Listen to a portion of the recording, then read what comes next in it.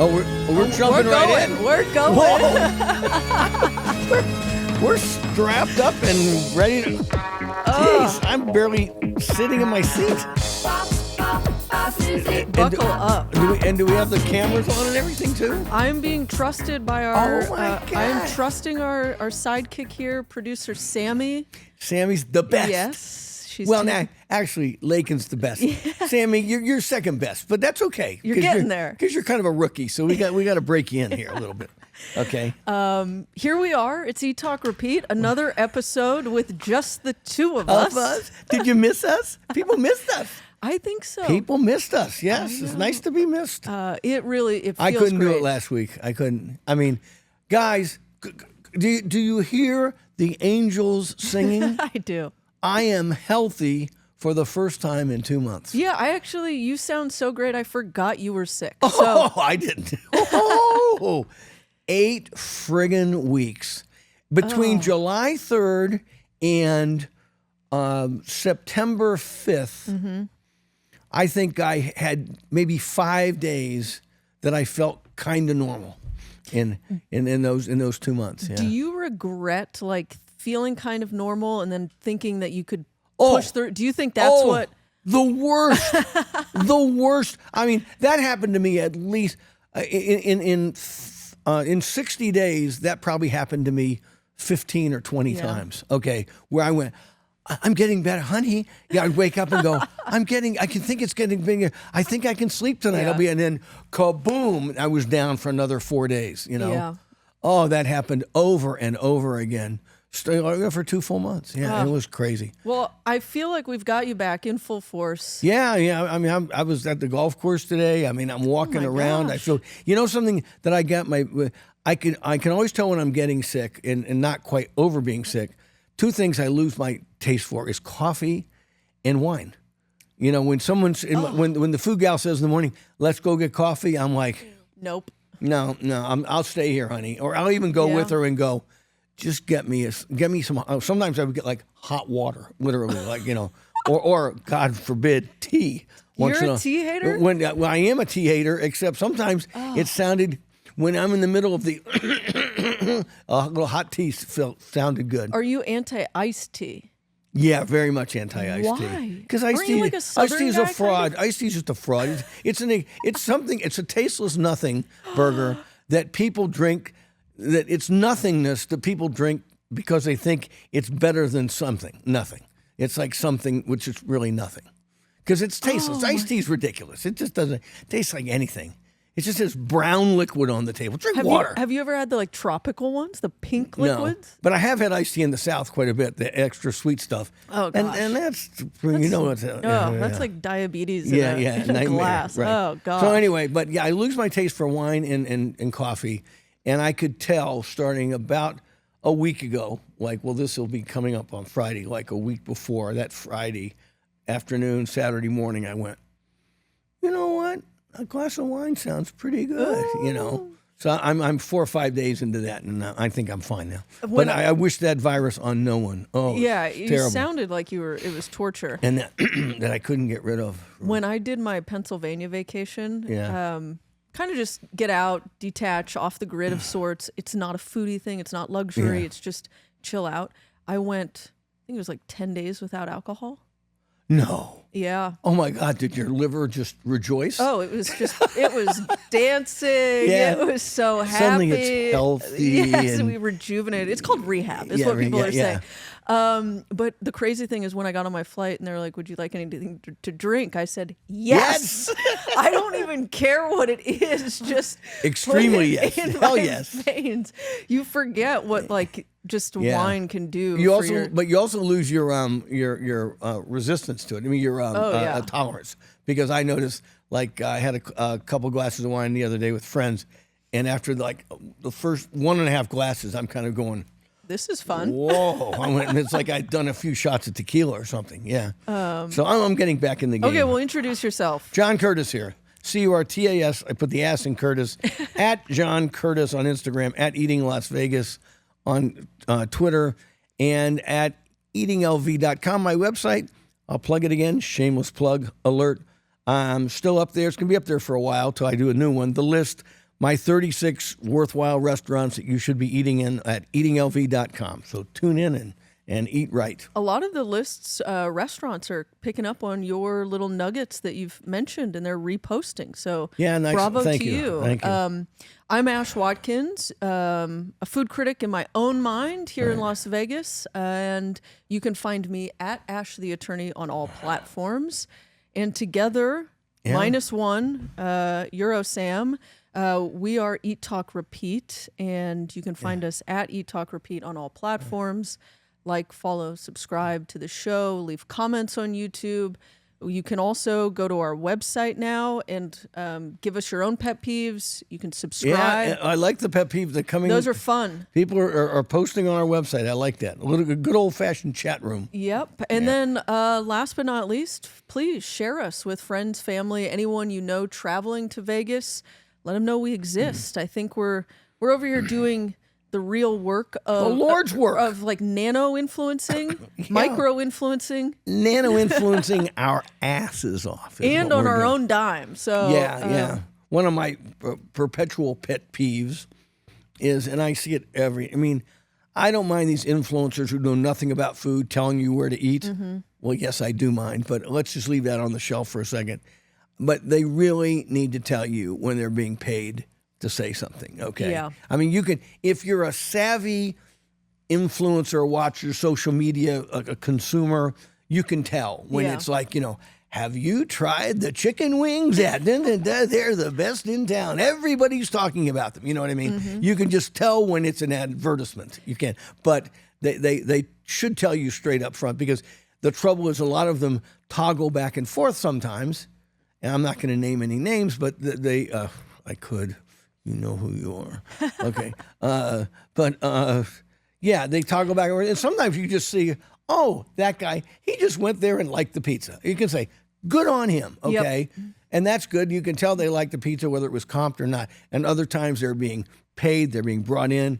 Usually these spots for these influencers that have 100K, usually they get about $1,500 bucks or so to promote a place. They ought to tell you. Okay, I agree. When you're watching TV and you see a Sam and Ash, Sam and Ash is paid for a commercial on that television station or a billboard. You pay hard money to promote yourselves, and that should be the same thing with influencers. Yeah, like you said, if you're savvy and you're on Instagram or Twitter, you can kind of also see a flurry of posts about the same spot at the same time. You'll see like one person posts about place A, and then a few days later, another person who's also suddenly talking about place A. Yeah, why is that on everyone's radar all of a sudden? And they're not new. They've been there.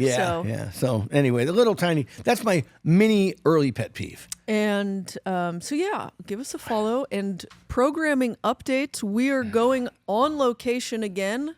To Tamba. Which, you know what? It takes this show to get me to places, because you won't take me. What? Oh my God, we had this fight before we went on the air. You're like this girl who says, "Why don't more boys take me out?" But every time somebody calls her, she's doing her hair. Okay, sorry. Rocky and I have plans. Yeah. You want to? Hey, I'm going here. Well, I wish I could, but I've got to trim my hedges this week. Okay, or whatever. So. So later this month in September, I think we've got it set the 23rd, right? 23rd, we are going to go shoot at Tamba. I'm really looking forward to it, and we'll drop that episode, obviously, not on the 23rd. It'll take some time to edit it and put it together, but... come hell or high water, so we're going to do 4 shows in a row before I take off for my own little European vacation. You're going to be gone for... starting like yes, the date of the day broadcast, 1 month from today. Okay. Well, Friday, from Friday. And then you'll be gone for about 2 a weeks. month. Wow. 2.5, 3 weeks. Oof. Yeah. So, but we're going to try to get 4 in the can. We might even get a 5th in. We're going to get 4 in a row, as much as we can in September, October, because this is, the weather's cooling off. People are going out. It's a great time to be alive. It's a great time to be eating at the great restaurants of Las Vegas. So we're going to do a lot. and then I'll take off. And maybe Sam can come in and do something, you know. Maybe we can put his sorry ass to work. No, we just want him to leave the credit card, right? We just want no, I think Sammy's got some fun ideas for us, so maybe we can even squeeze in more content before you leave so that while you're gone, we've got stuff to drop. All right, so, well, I'm just looking forward to the next month being a good one. So okay, rundown, where we've been and where we're going to talk about more later on. Cipriani, Letty's, Lou's Diner, Echo Taste and Sound. Yeah. You've been to Crunks. I am. Yes. An oldie but a goodie.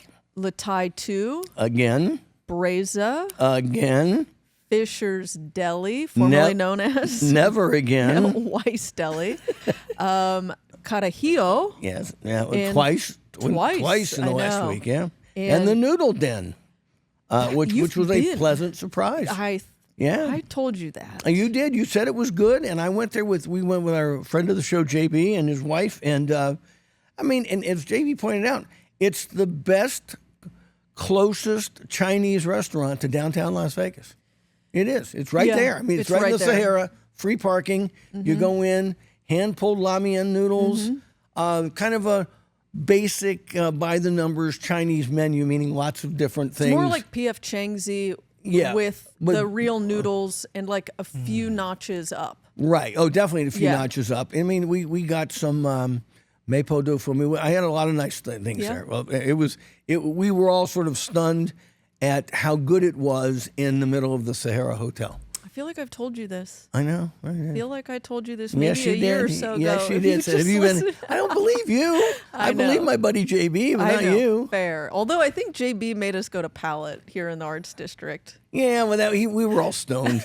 So it was just something to do. There was a midday wine adventure before that. Okay, food news you can use. Yeah, good news and bad news. What's the sad news?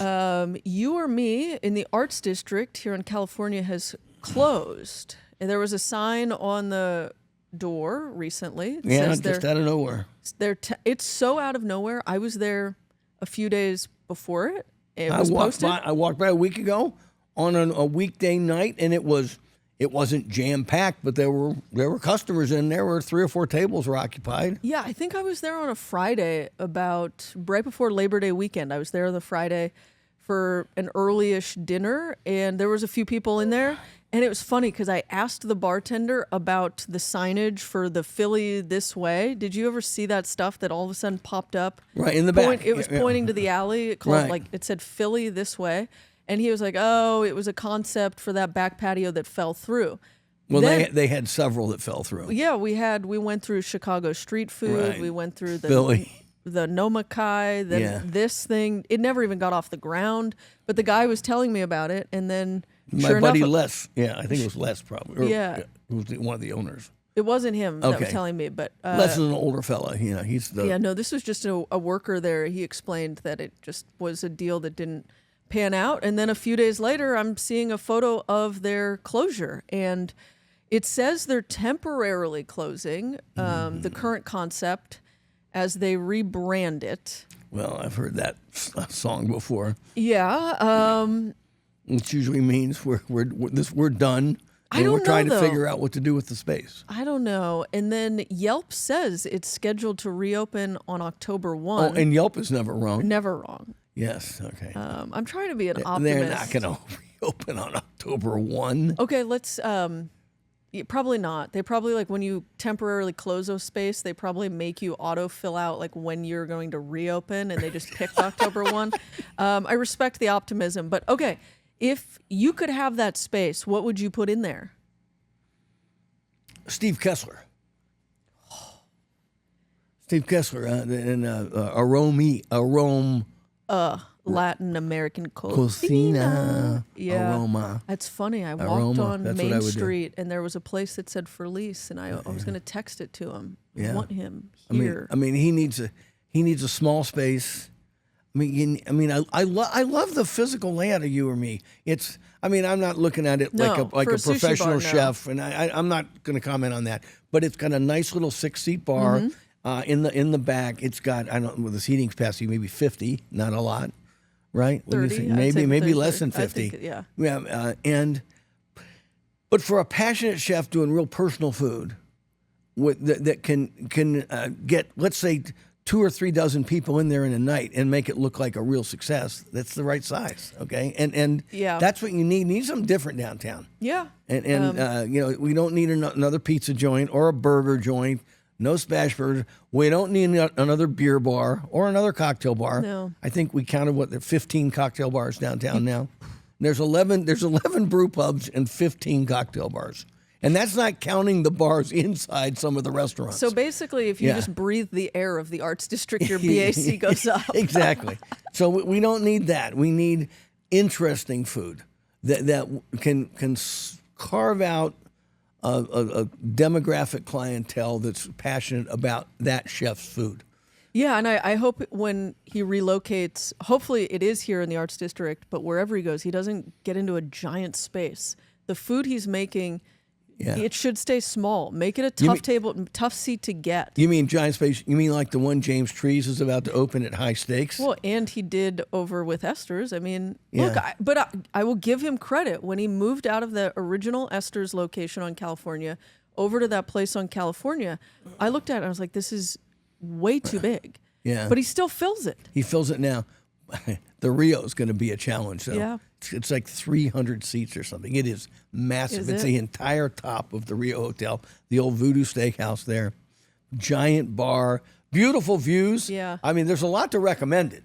And Trees' food's going to be good. It's going to be great. But I think, as I said before, the problem with that space isn't James Trees' food. It isn't the steakhouse content. It's the clientele in the hotel, whether they will support a 300-seat steakhouse at the top of a hotel. How big is the steakhouse at Palms, Scotch 80? It's big. I think it's 300 plus. I know that, and I want to say 330 because I asked them once, but I knew they said it was 300 plus. I think if with James Trees' name, if Scotch 80 can do it and maintain theirs in the Palms, Trees will do it with his views on the top of the Rio. Stay optimistic with me, John. I will. Okay, so we're rooting for you, you or me. We love the space. My one complaint. It lost its way early, I think. But go ahead. My one complaint. As a sushi bar, you want to see the sushi being made. You want a sushi bar. Interesting. Yeah. That was my one kind of, it always needed a sushi bar. Well, it also never knew what it was. Yeah. It never defined itself. It lost its way early. I was privy to some information about the first chef that was there. I don't want to go into it because I might be misremembering some essential facts. But he was sort of a chef who'd worked in a sushi bar who wanted to do ramen, noodle soups, or maybe it's the other way around. It's like, and so they tried to be, we want to be a Japanese restaurant and we want to have all these sushi rolls and we want to do all these real cool kind of fusion Japanese bowls and soups and things. And then we want to do this and that. And I don't know, it just felt like the menu was way too ambitious for the size of the place. If you recall, it had a lot of things on it, and a lot of you were like going a 6-page menu. Exactly, this journey of this, it's just a tiny little 40-seat restaurant, And, stick to sushi. Yeah, I've said to 1 million restaurants now in 40 years of writing about them, you should look at your menu. What should I take off? I don't care. Just every other line, just eliminate it. Okay, reduce your costs. Increase the quality, make it easier on your staff to buy provisions and the chefs to cook the things. They never listen to me. And it makes sure that your produce and product is always fresh. Exactly. Less waste. But boy, they don't want to do it. They just think more is more, and it. Anyway, sad about you or me. Let's see what happens. Greek Fest. Oh yeah, my people. Yes. My Greek people. Do you go to this thing? I used to go. My aunts would say, Johnny, where do you not come to the? You come to the Greek Fest. I never see you, Johnny. We just come to the church and we have a good baklava, and I give you some spanakopita. We talk about the old times together. Yes, that's. I love the Greeks. They're my people, as I say. But I used to work the bar there. Oh. Yeah, I used to work the bar there. I got in trouble one time because I went on KNPR. This is back when I was on Nevada Public Radio, and I put out something out there like, if you'll come to I'm working the bar tonight. You come and I'll buy you a drink, right? Oh. If I'm working there and you see me there, I will buy you a drink. And I meant it. I mean, so I was, ready. I'd throw down a few $100 to buy people drinks, right? Yeah. Well, and I was working there, but then I took some time off. People started, I left the bar for a while. They weren't paying me. It was a volunteer thing. Suddenly people, well, John Curtis said I could get a free drink here. And then he's smoking out back. Go find him. Yeah, he's asleep in his car right now. The organizers got kind of mad at me. But yeah, I used to work the bar there a lot. And ouzo, one of the great drinks that they serve there? Don't say ouzo. Well, ouzo's an acquired taste, like most exquisite things are. But we used to do what we called ouzo ritas there. Now, you wouldn't think this would be great because I'm not a margarita fan. And ouzo, a little goes a long way. But you take a margarita machine, a big slushy machine, dump a bottle of ouzo in it, and it becomes this margarita with just a slight that fennel, that licorice little edge to it, and it's thank you, and it's delicious, addictively delicious. Yeah, so we used to sell a lot of ouzo ritas. I don't know if they're still doing it. Okay, yeah, well, yeah. it'll make an ouzo fan out of you. It's like an entry level drug. Well, I've had my tangle with ouzo back in the day, and we're on a break right now. But Greek Fest is happening Friday, September 26th through Sunday, September 28th. That's probably where we should have recorded one of these shows. I never even thought of it. I didn't even. Yeah, I know the org. We probably should have started planning this a few months ago. But yeah, well, maybe we can still squeak in. But anyways, the tickets are great. It's the best Greek food in town.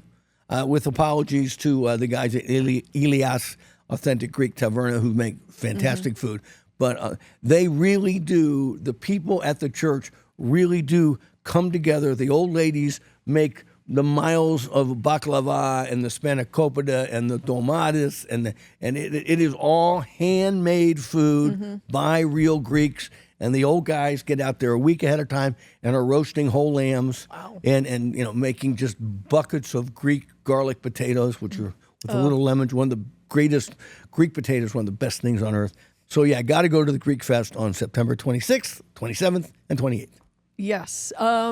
Tickets are really cheap, too. They're like $10. Yeah, and then you buy food. You buy your food. Okay, if I go, what are the, 3 things I have to order? So an ouzo rita. Ouzo rita. You start with ouzo rita and with the loukomatis. Loukomatis are they're fried donuts, basically, round donut balls that they dip in honey. Okay, and then they sprinkle cinnamon on top of them, and they get all sticky there, and you get them warm right out of the fire. So that's the beginning and the end. Okay, and then you get a lamb dinner. Okay, and then you have a few more ouzo ritas. Then you get a bunch of Greek. I mean, it's the cheapest good drunk in town. I mean, I think they sell the bottles of wine for $10 each or something like that. Whole bottles of wine for $10 or $15. Well, there you go. And then everybody gets up and dances. It's a fabulous time. Okay. So but then they also have little where you can get chicken dinners, like roast chicken dinners. You can also get little plates with feta cheese and olives, so you can eat as much or as little as you want to do. Greek food's one of those things that I never think of, really, even though we've got the Great Greek right here by the office.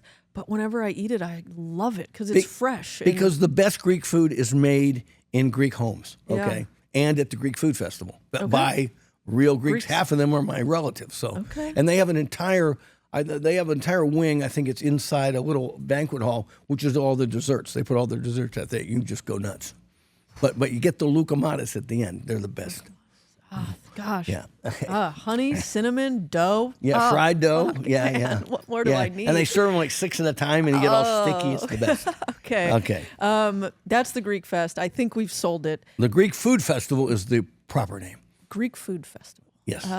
Next up on our food news is Echo Taste and Sound. I talk about this place every week. I love it. They're now starting to do live music events there, and one of the recent ones was Bourbon and Blues fried chicken and ribs.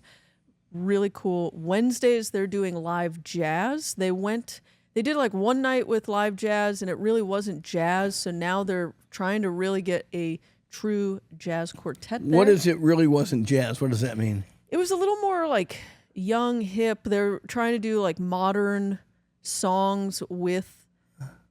Fuck you, millennials. I know.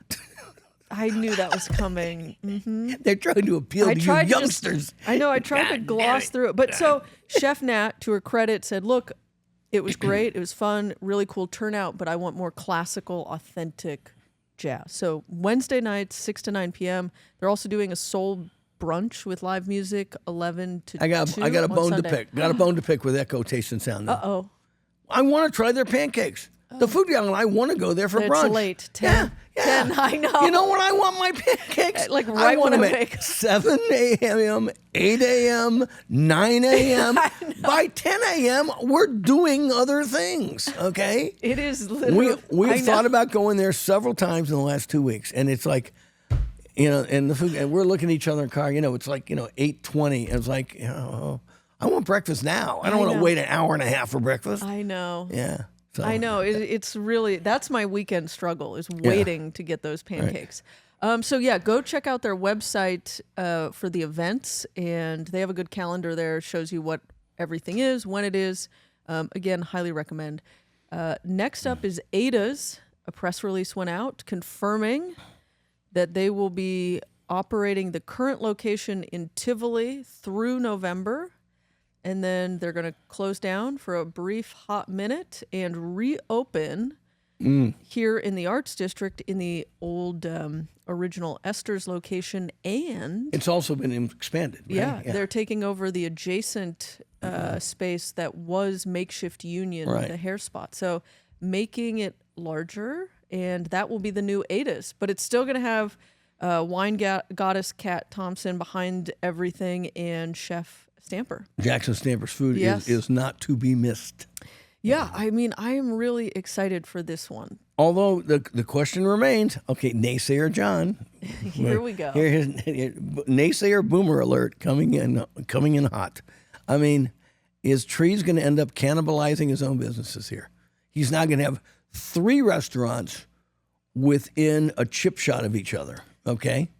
And all in 3 very different restaurants. Yeah, that's what I was going to say. Bar Bohème, and of course, is our wonderful French. Esther speaks for itself, seems to be bulletproof. And this new place, which is much more, I think, innovative and gastropubby. And I mean that with all compliments. Not as an insult. Not as an insult. I mean, it's innovative in all the right ways. Mm-hmm. They just know how to do really cool, whether it's Brussels sprouts or burgers. They just know, Jackson Stamper knows how to make it interesting and different and definitely not boring. Okay, well, I think no. Because think if you're fishing and you got a pond and everything's biting and you're just going to put out another rod. That's what he's doing. Sounds like me at a singles bar in 1983. Oh. You said it, not me. I wasn't around. But he's obviously, the Arts District, he believes, is pulling enough traffic to support 3 restaurants. So I don't think he's really cannibalizing on his own consumer because, like you mentioned, they're all very different. Yeah, but I mean, my boys and I went to lunch at a place we'll talk in a minute, Carajillo. And I was talking to some of them who are restaurant pros, and we are kind of worried that the downtown may be getting overbuilt, and they're going to start seeing more closings in the realm of things like you or me sushi, or maybe a bar or two that just doesn't make it. I think there will be a lot of bars and restaurants that are kind of fringy concepts that maybe don't have the following or the social media or savvy or power behind them to pull the consumer, and then the product just can't sustain itself. So I anticipate closures happening.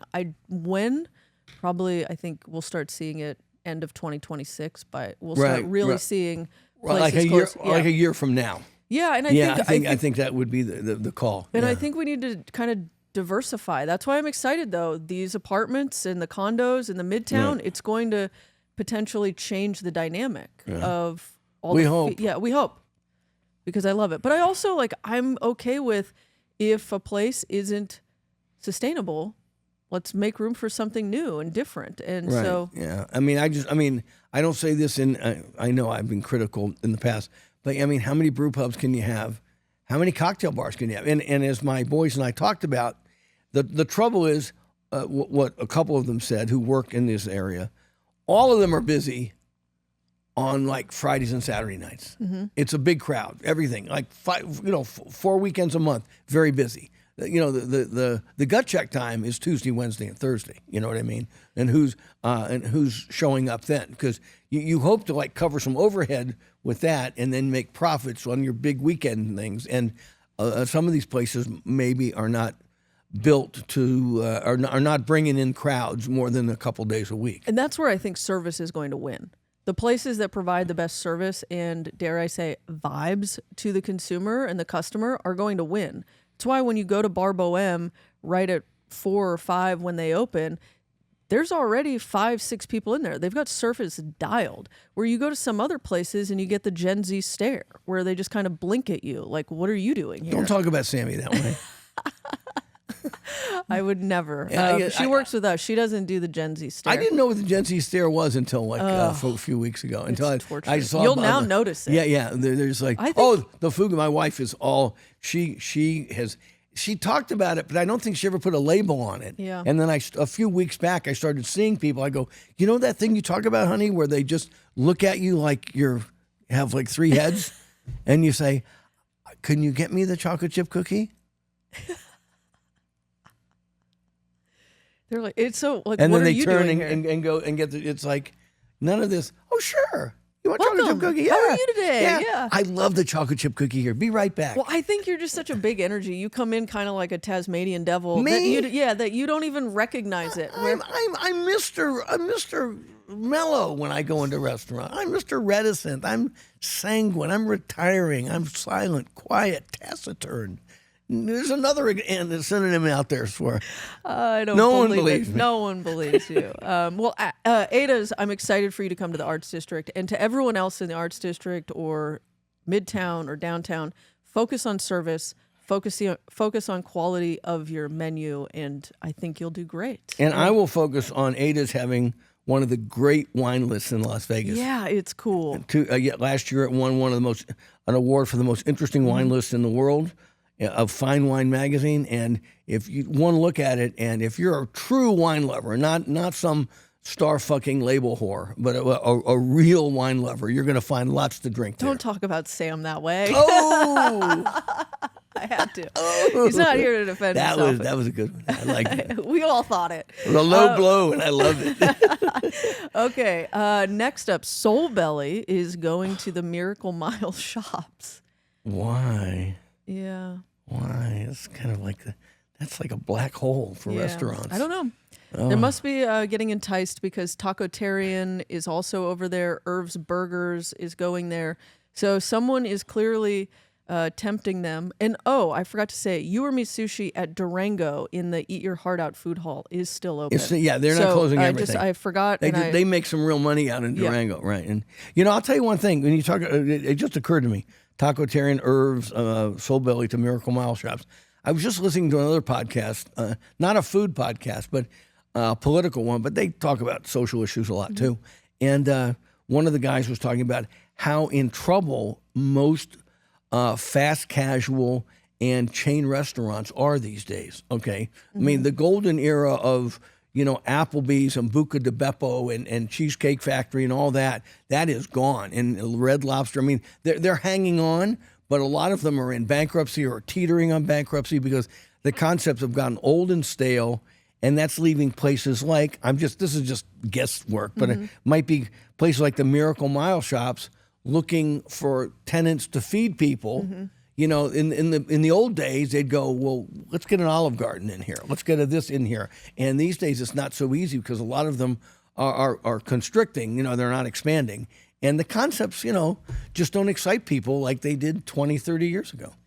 Yeah, the chain concept, like the group of restaurants of like the all the ones Landry's, that all of them. All that prefab food that's the same in Atlanta as it is in South Dakota, as it is in Texas. I mean, so people have gotten wise. And to give your generation, millennials and younger, credit, I think you all are wise to the bullshit, okay? Yeah, it's all sterile. You've seen it. Yep. It was all so prefabricated and sterile, as you say, and so predictable. The stuff that made it famous and worthy, in 1996, you look at it and go, I don't want to eat in a restaurant that's the same in New Hampshire as it is in Nevada, you know? And we'll even take a downgrade in quality for uniqueness. And Right, I'll give you an exactly. example because, like, I remember when I was growing up and kind of coming of age in like high school, Ruth's Chris was the steakhouse that everyone went to, business dinners, everything. It was like,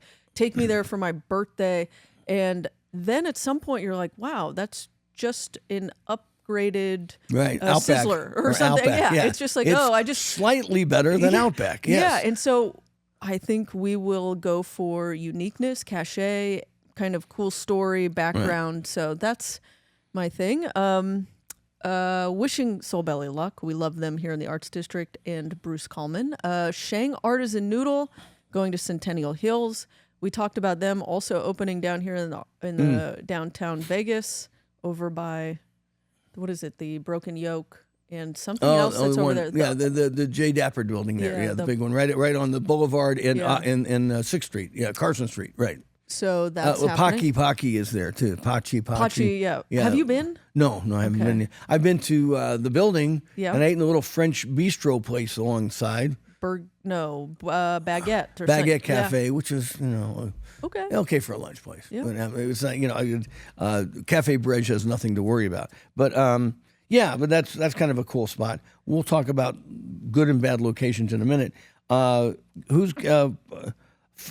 Fountain Blue is doing a preview of Contramar from Mexico City. Yeah. I'll be darned. Yeah, they're doing a I didn't know if brunch. it was going to happen. I was getting skeptical. I know. This is a proof of life. I guess it's Mexican Independence Day. So to celebrate, they're doing a mashup with the French chef at La Fontaine for a brunch with the chef of Which Contramar. is right next door. Yeah. Right. And I'm Fountain Blue's been off my list now for like this whole year for a lot of reasons. But Contramar will get me back into Fountain Blue. It will. Are you worried that it's going to be like Casa Playa at Wynn? No, I'm not. Casa Playa is just a convention. James Beard Award. Don't get me started. Casa Playa is so mid, it's ridiculous. But no, Contramar is going to have. It's going to hit its marks as far as trying to be the Mexican seafood place here that it is in Mexico City. I've been there several times in Mexico City. They're not going to play around with that formula and try to adjust it for for the knuckle dragging tourist crowd that we have. Or it's either going to.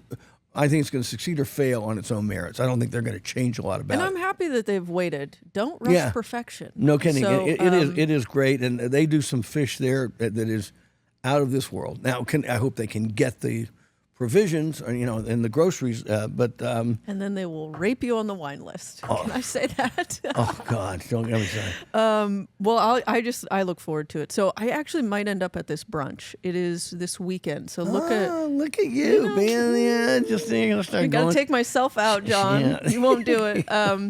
So beginning earlier this week on the 8th, Ferraro's is bringing back their pre-show fixed menu. It offers like choices. It's like, I forget how many items. You get a choice of an antipasti, a preemie, and a main, and then desserts. And it's $69, 4 to 6 p.m. daily. Sounds like a great deal. And Mimo Ferraro is always crushing it over there. Oh, yeah. And I am way overdue to go to Ferraro's. Me too. Me too. So maybe we can plan that. Yeah. Like I say, I'll give you options. Well, I'm sorry. I'm buffing my nails that evening. Speaking of which, no, I'm kidding. And okay, so Ferraro's way overdue. Caviar and fast food once again. Did you post about it? Yeah, well, somebody else did, and I just sort of plagiarized it, which I do shamelessly on social media. You're asking for it. Well, when they show an entire, I think this was Justin. I think Randall. Oh yeah. Put it out there. A friend of the show, Justin Randall. Hey, Justin. A giant Kentucky Fried Chicken with a dollop of caviar the size of my fist. Yeah. And people going, ooh, get in my belly. That just shows you that caviar has jumped the sturgeon. Never. It's got to be. My point it's got to be a quality nugget. And it's got to be, because you can't just take a standard KFC nugget with all the salt on it, because then you're taking away from the beauty of the caviar. Quality nugget, and also quality caviar, and I'm in. But shouldn't quality caviar just exist for It itself? does, but when you just start spooning caviar, people kind of frown upon it. Why? That's the way it's supposed to be eaten. I don't. A fish died to give you these eggs, they want and you you to want do to throw it they on a want you to baked put it- potato? No, they want you to put it on the Bellini with the little Yeah, scrambled. the way it should be. The way the Russians have been doing it for like 200 years. Okay? And the Russians and the Iranians and the British and the French and the people with good taste. Unlike Americans. Okay. No offense. All right, let's take a break. This has been fun. A lot of news, and then we're going to run through where we've been quickly when and we pet get peeves. back. I have a pet peeve. I already had a pet peeve. What was your pet peeve? I don't know. Was We'll the thing remember it. the thing at the beginning where I said I don't know. We'll remember when Whatever we it get was back. at the beginning. Yeah. Okay. Okay. I'm the best. Personal injury law has been the same for a long time. The best. Big egos, greed, and sleazy schemes. We've had enough. Welcome to Sam and Ash, the new standard for personal injury law, where things are done the right way, because you deserve a team that delivers real support and results. When you have both, your whole world can change. Sam and Ash Injury Law, because you deserve what's right. All right.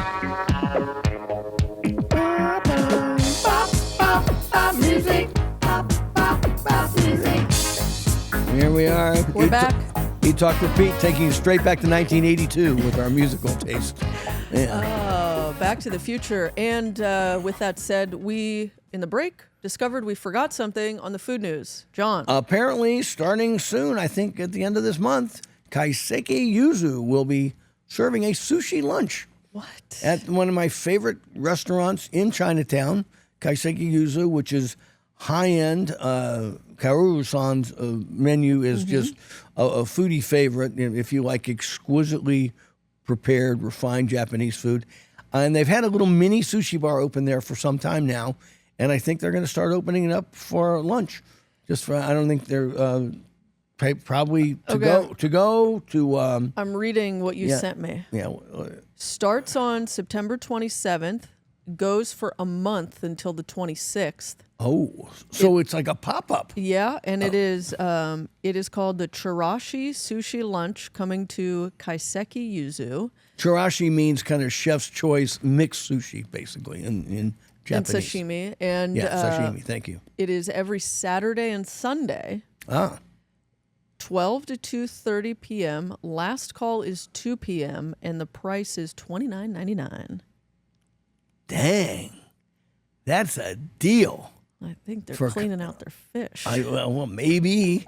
But, Kaiseki Yuzu has a passionate following. Yeah. I mean, you've got to be a really serious Japanese food fan to be into Kaiseki Yuzu. But they do have a lot of fans locally. When every Chinese New Year or Asian New Year, they always put out these beautiful boxes they send to all their customers, the ones that are their loyal customers.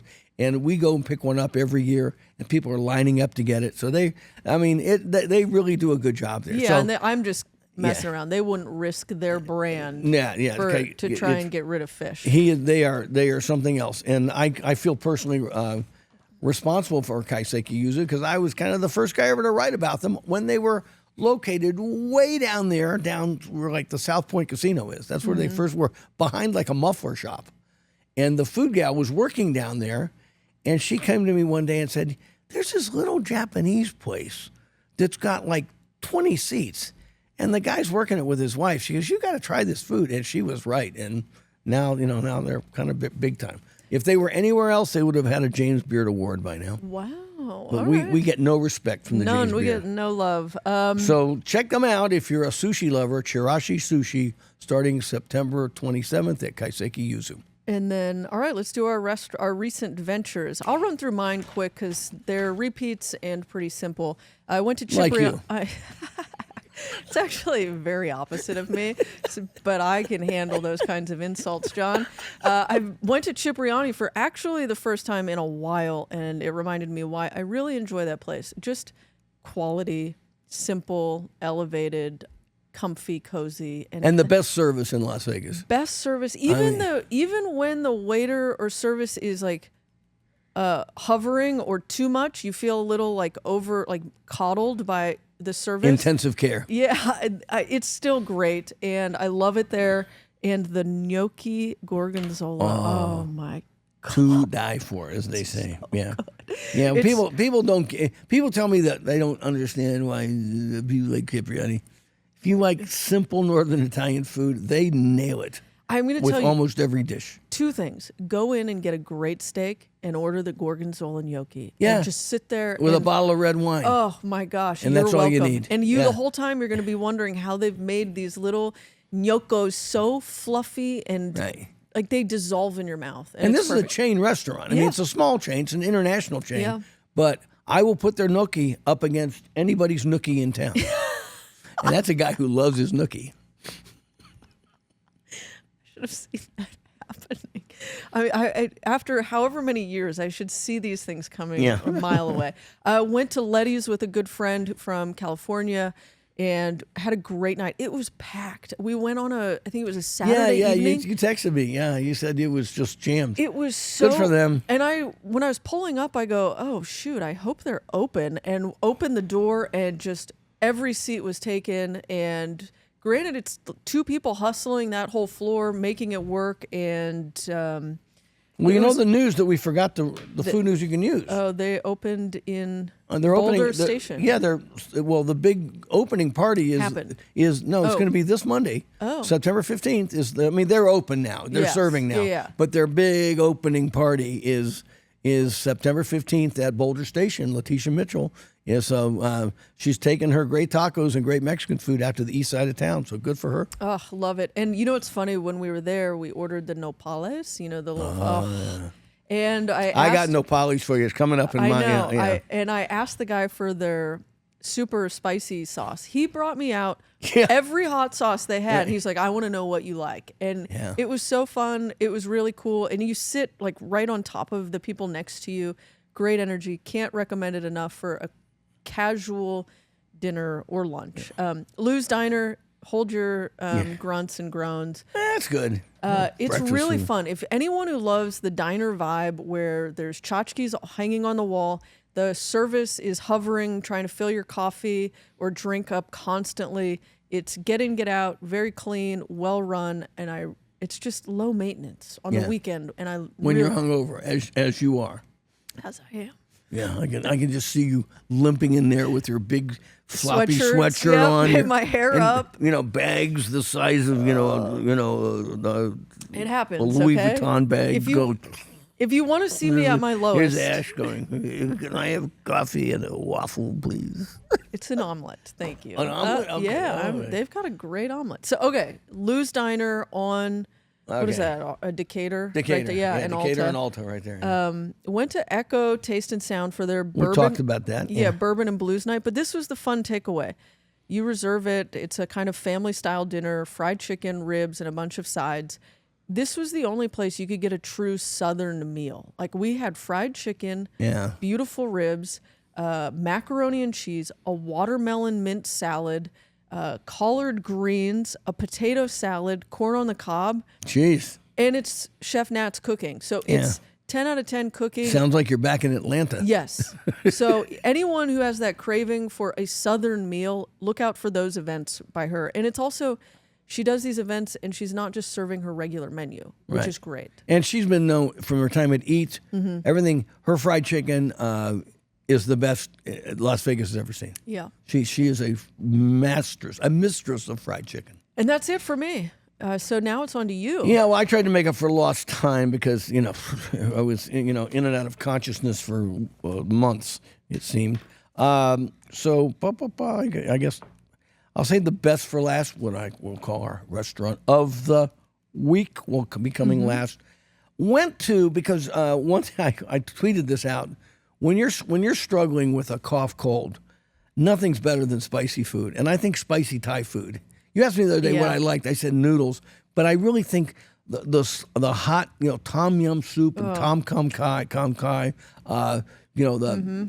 Thai food with those electric bird's eye chilies that just sort of light up your throat and your nose. Yeah. I mean, I found myself when I started getting an appetite back Thai food is what I really wanted to eat. So I ate at La Thai 2 twice. Love that place. Well, actually, I think maybe 3 times in 3 weeks. You can usually find La Thai 2 in my fridge. Yeah, Like, well, there's- that's it. We went like 3 times, but we always took home enough food. So one night would be good for at least 2 other meals or nibbles throughout the next couple of days.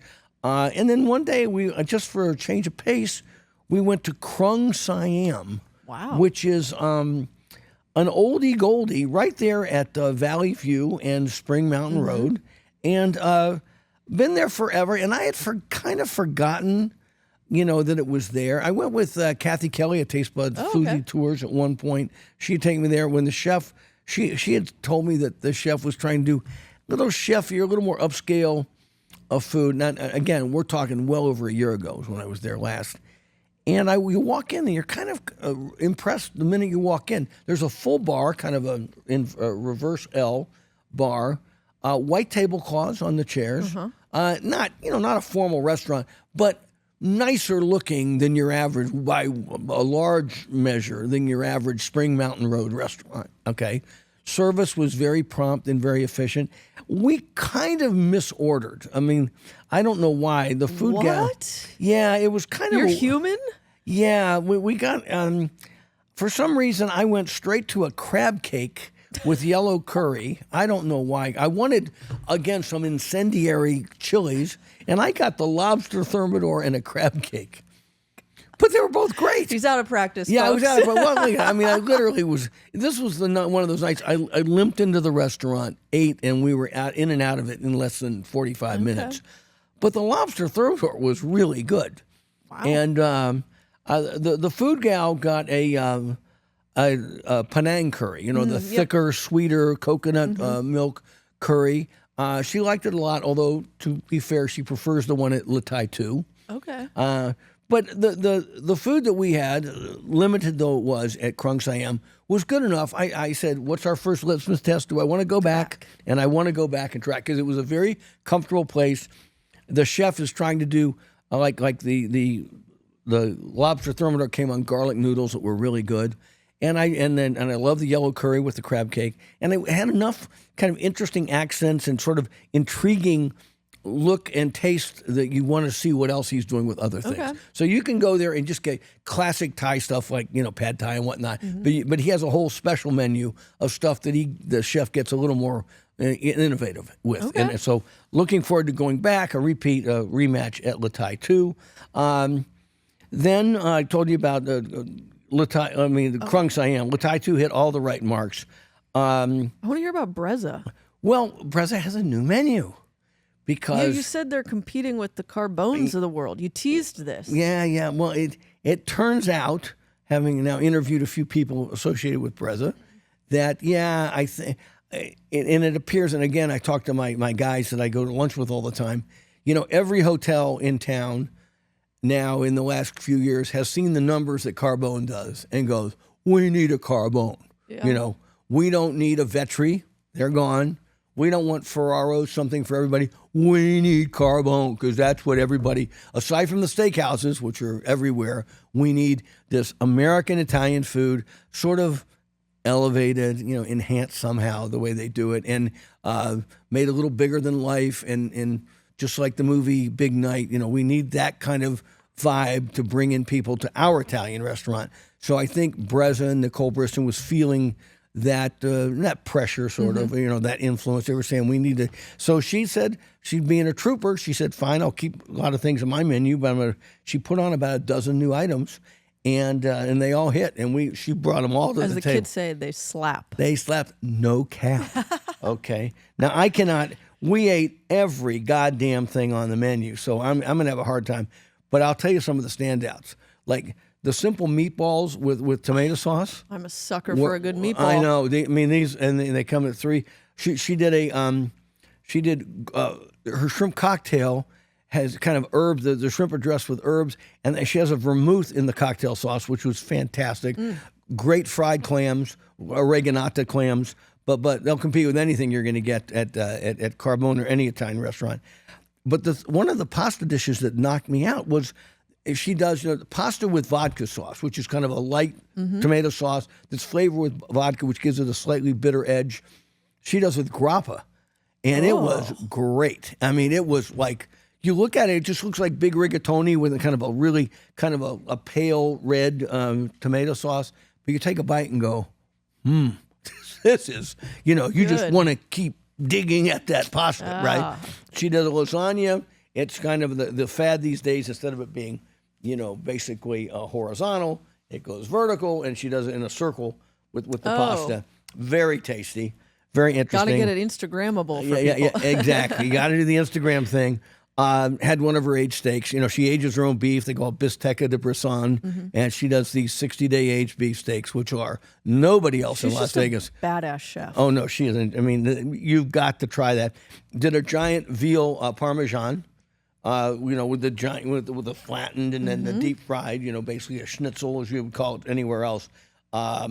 Knocked us out. I mean, at this point I was full, and I took a bite and went, that's fantastic. So I took it home, and then I ate it for 3 more days. Okay. Oh, wow. Great. The giant Argentine langoustines everybody's doing now. Those giant red shrimp. She does those grilled with lemon juice and a lot of herbs on it.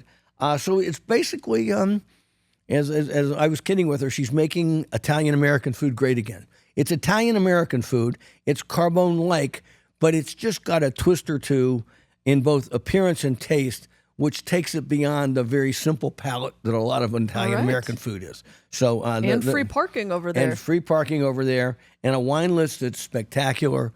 And not gouging like you get at Wynn and Fontainebleau and all those other places. And she has a pastry chef, which is a real luxury these days, and they're putting out some fantastic pastries. So you want a hankering for good Italian food, go to Resorts World. I personally love Brezza. I've always have loved it. I think it's that and Carver Steak and a Stubborn Seed in that one corner is just like it's like a fork in the road, a microclimate of great food, right? Yeah. It's just incredible. It's just you've got this murderer's row of 3 restaurants, but the rest of the hotel is so weird. I mean, it's overbuilt.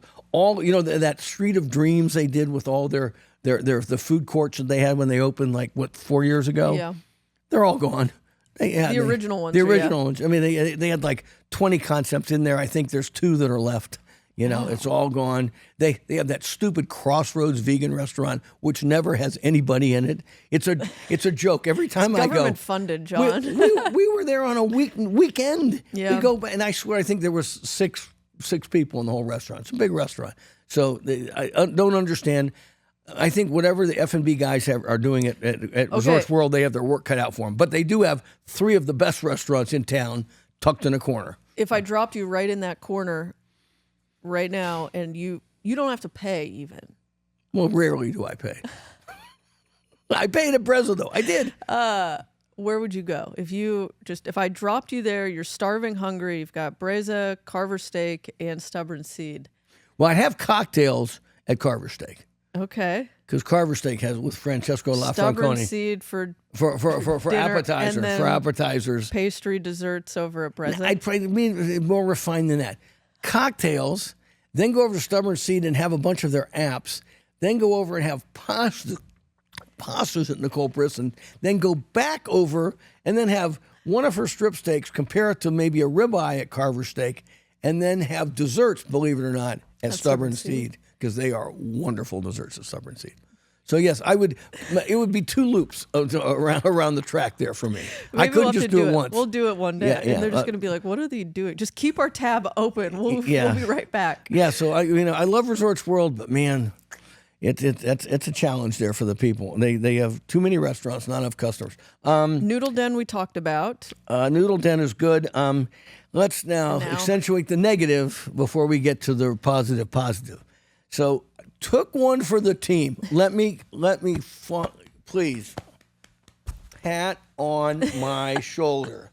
The food gal, God bless her, says to me, "Hey, honey, I know we've been to a bunch of places, but this was a couple days ago." She goes, "Let's go someplace totally out of the ordinary so you can talk about it on the pod." I love it, food gal. Doing it for the show. And I said, as long as you don't make me go to Southern Highlands, okay? So she goes, "How about Hendertucky?" And I go, "Okay." She goes, "Let's try Weiss Deli, the new Weiss Deli that's now called Fisher Deli that used to be the old Weiss Deli." Against my better judgment, we limped out there. Of course, she drives. I don't drive. And It was all that and less. Oh, It was just, it was sad. I mean, they've spruced it up a little bit. One of the problems I always had with White's Deli is it looked and felt dirty. It was one of those restaurants, and I went there several times over the years. You didn't want to look into the corners too closely. It was that kind of restaurant. No, I hate those. They have whatever. They have kept the exact same menu. The menu even still says Weiss's Deli. I saw that. They haven't changed anything about the menu, but they now call it Fisher's Deli. So the menu's the same. The service was nice, a little slow, but very accommodating and very nice. The food comes out, and she orders the chicken noodle soup, which was the highlight of the meal. It was really good chicken noodle soup. Good to know. Jewish, also known as Jewish penicillin. And I loved it. But then she got a whitefish salad on a bagel. The bagel was actually gummy in the middle. It was crispy on the end, and it was actually uncooked in the middle. It was weird. No. And the tennis ball of whitefish salad, as I said, was impermissibly salty. And if I say something is too salty, it's too freaking salty, because I put salt on Lay's potato chips, okay? I mean, I love salt, but I took a bite and went, oh my God, does anybody taste this shit? So I get a pastrami and corned beef sandwich, industrial meat, pre-shaved, pre-cut, you could tell, dry. Some of the places you hold them up and you could see the rainbow coming through the things. You couldn't tell the difference between the pastrami and the corned beef, because if you shut your eyes and munched them, either of them, they didn't taste like either pastrami or corned beef. On the plus side, the rye bread was good. I did like the rye bread. So they got Jewish penicillin and rye bread. And rye bread, and that's it. And what's our litmus test? When we walked out, she looks at me and goes, I said, would you ever come back here? And then she goes, before I even spit it out, she goes, we're never coming back here again. Okay. So, and then one of these jamokes on my social media goes, oh, no, Fisher, best deli in town. I went, yeah, right. Yeah, I'm sure you're being paid to say that. I don't even know what they're competing with. Yeah, actually. exactly. You know what I said on my tweet? I said, being the best deli in Henderson is like being the best surfer in Kansas. Yeah. That's it. Yeah. Yeah. Best sushi restaurant in North Dakota. Yeah, exactly. You got it nailed, buddy. You got it. So that was at Noodle Down. So let's do the drum roll. Maybe put a drum roll in here. Right. All right.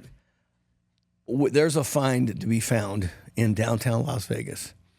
And friend of the show, JB, told me I had to go. He's the guy I've been to Mexico City with. Yep. He's a huge taco fan, also lives in L.A. He's the fellow who a few years back took us on a big tour of the east side of L.A. into the barrios for all the taco I remember crawl. these photos. Yeah, this is... Andy made you go to Mi Barrio. Oh yeah. Okay. He will leave no taco unturned. Okay, he will go to the ends of the earth for a good taco. So he said, "You got to try this place," and it's in the Ogden, Las Vegas Boulevard in Ogden, on kind of the backside of that old Neonopolis. Mm-hmm. Very challenging location because it's Fremont Street adjacent, just like a block and a half off Fremont Street, but without the crowds, and it looks into the back of the Neonopolis there. Zero parking, not hard to find really, but when you find it visually, you don't know how to get to it because you got to park and then drive to it. But the food, is spectacular.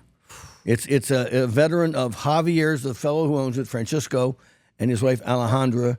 I'm glitching. He works at Javier's now. Oh.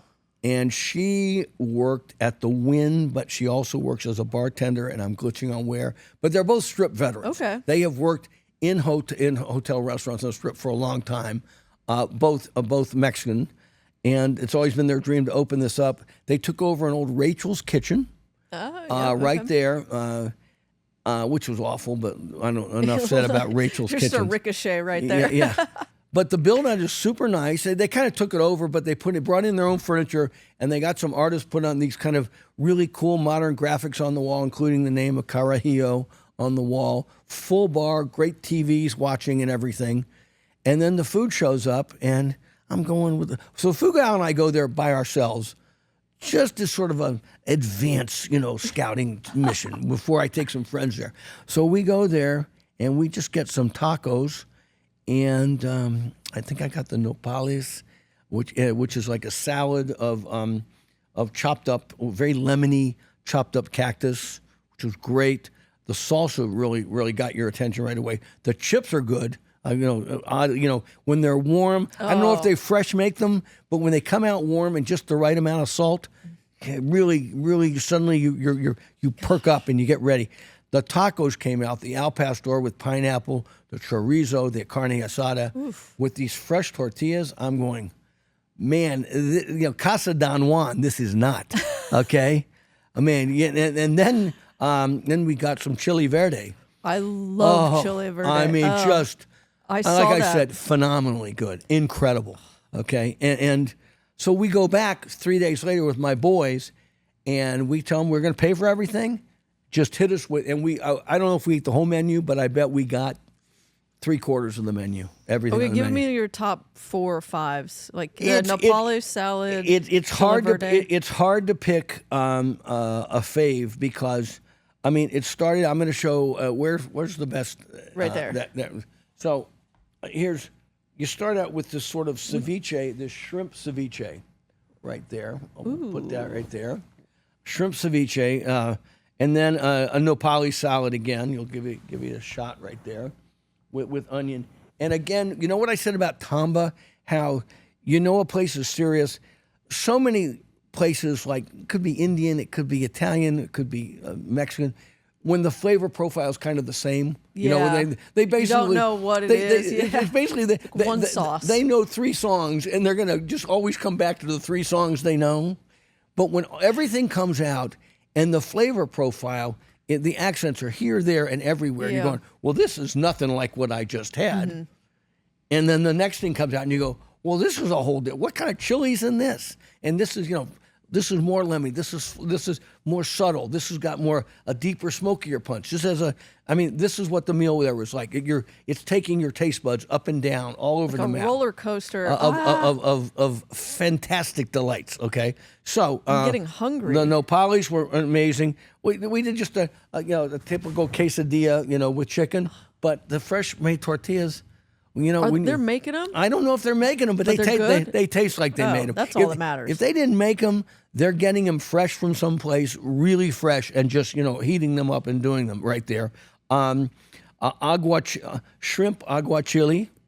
This might be the solution to all my grievances about losing Mariscos. Right, exactly. I mean, so again, everything comes to the table, and you're like, well, this. I remember and then the chili verde showed up, as I said, and it wasn't just green chilies. It had that tomatillo spike of the kind of lemony tomatillo accents in it, and then so we're getting full, and then the cascade of all the protein shows up. I mean, I'm not going to bore you with all the pictures, but it was. Well, if you send them, we can. Yeah. I think we can add them in. Yeah, I mean, it was braised beef shank.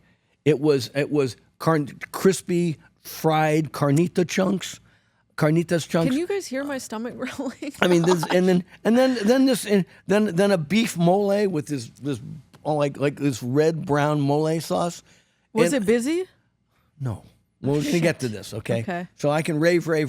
We about everything on the menu. We'll put them all up on the website.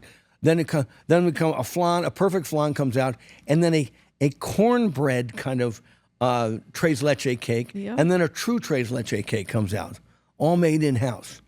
I mean, and I'm thinking to myself, I'm not sure there's a better Mexican restaurant anywhere in Las Vegas than this right now. I mean, certainly nothing in the burbs or the neighborhoods. I wish I knew about this because when I went to Letty's, my friend was like, I just want Mexican food. And I was like, Letty's. Well, you can swing high or low here. And if you just go in there and just want 3 tacos, he does that too, but they're really good tacos, okay? But you can tell, I think guisados, I'm butchering it, apologies, I don't speak Mexican, okay? But the stews and the soups, and the braises are really the strength of the kitchen. And I mean, it reminds you of some of these places in like downtown LA where there's an old mamacita is sitting there, in her garage. Is like stirring it up, and then they take out the shredded meat and they throw it on stuff. I mean, that's what it put me in mind of. So JB's a fan. JB's a big fan. I'm a big fan. I took 6 of my toughest customers there, and they're all big fans. And I think the problem is, and this is what I want to talk to you about now. I mean, he's been open 3 months now, and he gets a little busy on weekends. But I talked to JB and I talked to Javier. I said you've got a challenging location because you don't have a lot of foot traffic by here, and somebody who drives to it is going to see the sign on the side and go, "Oh, there it is. Now what do I do?" And that's not a good look for a place. It's other places may go good with that, but it's hard when someone sees a place and goes, "I want to go there, but I still don't know how to get there." And even as tough as the original Esther's Kitchen was, you saw the sign and you went, "Oh, I'll park over here." Street. This is like, I see it on the side. There's the sign. You can peer in and go, "Well, that's a nice little build. Very comfy inside, very homey." Okay, now how do I get there? Oh, I got to drive here. And let me tell you, some of the bums and the vagrants around there, it's challenging because this is kind of on that right on that edge, the edge of the disgusting edge of Fremont Street that attracts all kinds of characters.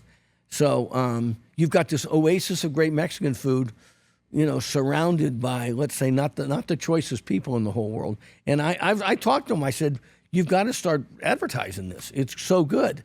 And so, what's the solution? You're the smartest woman I know. Tell me, next to my wife. Okay, the food gal definitely wins. Yeah. So, what's the solution? How does it get to be known with food this good? Okay, I would think they need to make it very clear on their social medias where to park and how to get there. Like, just that should be a pinned post. Good point. Is like park First of all, here. they've got to get an active social media account. Yeah, I looked at it and it's kind of and it seems like they're just advertising their DJ nightlife aspect, which is probably, liquor is probably where they make their money. Yeah. But that's what I would do is first and foremost make it very clear for anyone looking it up. Like, this is the post, how to get there, like where to park. Make it easy, and then, shit, if they could afford it, put up a valet stand. You pull up. But I don't know. That's gonna be rough. Yeah, that's gonna be rough. But otherwise, you can park around the corner and everything. Yeah. But I kind of argued with JB and some other people. He said, there's a lot of foot traffic. There's a lot of foot traffic there in the same way there's a lot of foot traffic on Charleston from you. But you get foot traffic coming up and down these side streets. This little side street, the only people that wander 2 blocks off of Fremont Street are people looking for a place to pee or vomit. Okay.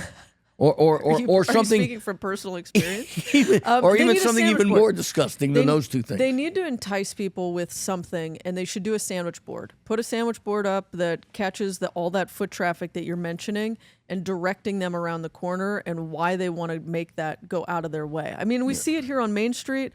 Places that are on the periphery, or they're on Commerce, or they're over on 3rd, I think it is. Catch people's eye and go, "Come down here." Yeah, they're like, "Come here for a brewery." So I got to get there before anything. Okay, Carajillo. Which is a great drink. It is the... and they do make a great Carajillo there. It's like the Mexican espresso martini. I just want to show you the best carnitas I've had in town, the little fried nuggets of pork, of fried pork. And I want to show you the name in case, here's on the murals. It's Carajillo, Carajillo. So there's the... And that's the sign. Show them the sign from out front so they know what to look for when they're driving by. Well, the sign out front is challenging because it's just this little... It looks like you or me's. Little round... Yeah, it's little. It's not big enough, and it's... And I can't find it because, I'm retarded. Okay. Yeah. It's 2025. You can say it now. Yeah. Carajillo, Mexican cuisine and bar. But this is the most interesting... Destination tacos. It's destination tacos and the most... And the best Mexican food I've had in town in years, and I mean that. I'm in. Yeah. Say less. Carajillo, give it a shot, folks. again, we've gone long. You had a micro peeve that Sammy came through and reminded us of. What was that? Influencers not telling you when they were getting paid for a post. So that's my pet peeve of the week. That's your pet peeve. I'm going to piggyback on it because we've gone long. We will do, I think one of our shows that we should do is just go through other people's pet peeves, discuss them, all the comments, because we're collecting. Right. We talked about so much. When you take weeks off, it's a problem. I know. We have Anissa D. We have Ellen G. We have, oh my God, we have Sam from San Diego. David K. We got Matt B. We've got people. We see you. Hang tight. We will get to you probably next show. Okay? I just listened to a political report in pod, and where they just they devote an entire session to just. We're going to do it. We need to just do that. We're going to bite the bullet. We're going to do it. We love you all, and we love the comments. And we love reading your pet peeves, especially when they're about us. All right. Well, that's it. On that note, wrap it up. Good night, Canada.